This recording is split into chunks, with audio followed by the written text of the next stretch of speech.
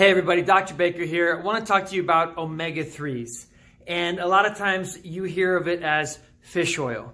Well, fish oil is a very wide spectrum, like what kind of fish oil? Krill oil? Do flaxseed? Like what kind of... So omega-3s, there's omega-3, there's omega-6, there's omega-9.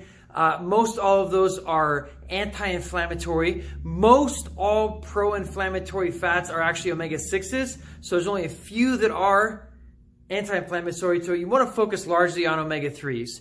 Omega-9 is basically a balance between omega-3 and omega-6. One of the things I'm talking to my patients about is, look, the average American, which probably average person mostly around the world, is at a 28-to-1 omega-6 inflammatory to a 1 omega-3, 28-to-1. So everybody's walking around in a state of inflammation. Now, what does that mean? Well, inflammation is pain. And the word itis, right? Itis, hepatitis, pancreatitis, arthritis. Anytime that your doctor gives you some fancy diagnosis that ends in itis, that just means there's inflammation, right? Part of the body, inflammation. And so one of the biggest things that I see people taking omega-3s for is anti-inflammatory. Also, there's other amazing benefits that I want to discuss with you. So when it comes to omega-3s, here's the deal. You want to get something that does not have a, if you burp like, and it's got this fishy smell, you got a crappy product, right? That's a rancid oil. Very small percent of the time is that because you can't metabolize fats. Most of the time, that's a rancid oil. And so most lower quality fish oils are encapsulated, and when they're encapsulated, they get oxygenated. They touch oxygen and they start to get bad. Right? They start going bad quickly. So a high quality fish oil is encapsulated in the presence of nitrogen. And so it's not oxidated, it's not rancid. And so you should be able to take your fish oil, whether it's a liquid or capsule, and not have the fish burps. Now, along with that, let's talk about what is in a fish oil. Now, if they're not bragging about how much EPA or how much DHA there is, it's probably not a good fish oil. If you bought it at Costco, Walgreens, Walmart, it's probably not a good fish oil. Like, no offense, just finish that one out and don't buy any more. EPA, I understand, I know that inflammation is spelled with an I, but go with me on this. Inflammation. EPA is what lowers the inflammation, helps to lower inflammation in the body. E is also for emotions. If you've been dealing with, right, if you're a roller coaster of emotions up and down one day, or you can't seem to get it together, you seem like you're always down and out, depressed, you should probably be getting on a good omega-3 that's got a lot of EPA, because it will create emotional stability. They've done a lot of studies and looked at people with depression, and almost every one of them is rock bottom in EPA and omega-3s. They looked at postpartum women with depression, and almost every one of them is rock bottom in omega-3s, because as a mom, you are donating your omega-3s to your baby for brain and retina development. So you are going to be depleted, and your pediatrician, your OB, that tells you that you're getting enough omega-3s with your prenatal, I might want to be shopping for a new doctor. DHA. DHA, D is for duh, right? DHA helps with mental stuff, cognition, clarity, memory, focus. So if you're a little bit foggy and those things are suffering, then you want to be making sure you're getting enough DHA.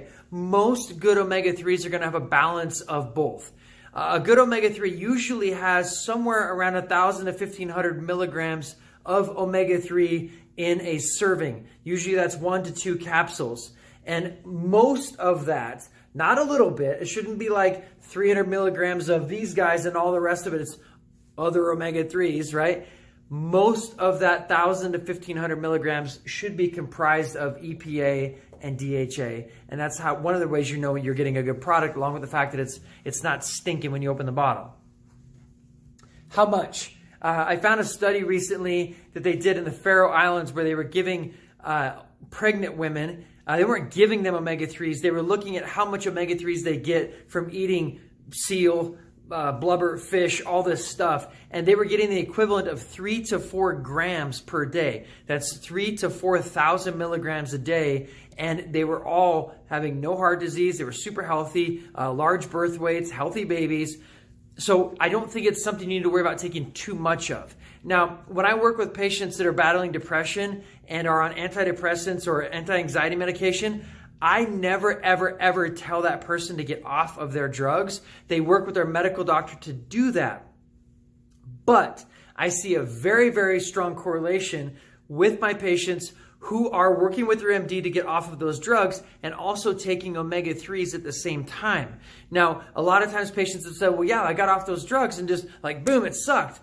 Okay, well, again, that's not my scope of practice, but you probably didn't have enough omega-3s in your body and you didn't have a substantial level of these things when you tried to wean yourself off of whatever that medication was.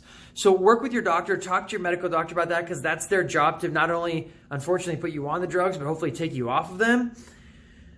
But the most success I've seen are people who are taking 3,000 to 4,000 milligrams of a good omega-3 for at least a month or two prior to them working with the doctor to wean off of antidepressants or anti-anxiety medications.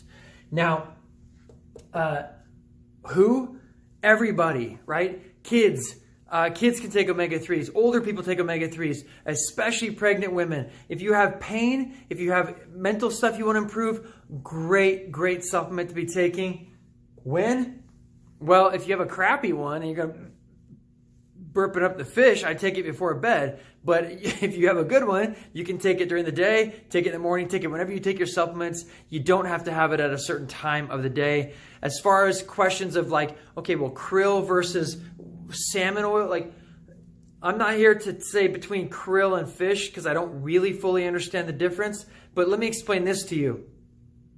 Anytime you're talking about animals, the farther up the food chain, the more you have what's called bioaccumulation of toxins. So phytoplankton are like these little algae, like these little things that are in the ocean, and they get, phytoplankton is where all this is really coming from. And so phytoplankton get eaten by sardines and anchovies. Then another fish, and then another fish. And usually by the time you get to a salmon, like that's a few fish down the line. So I wouldn't necessarily be looking to salmon oil. Now, I think there are really good cod liver oil stuff out there. Most of the supplements that I'm using for omega-3s are coming from sardines and anchovies, only because I'm not saying no krill, no cod liver. I'm saying my thought pattern and this philosophy of them being as close to the source as possible makes a lot of sense to me.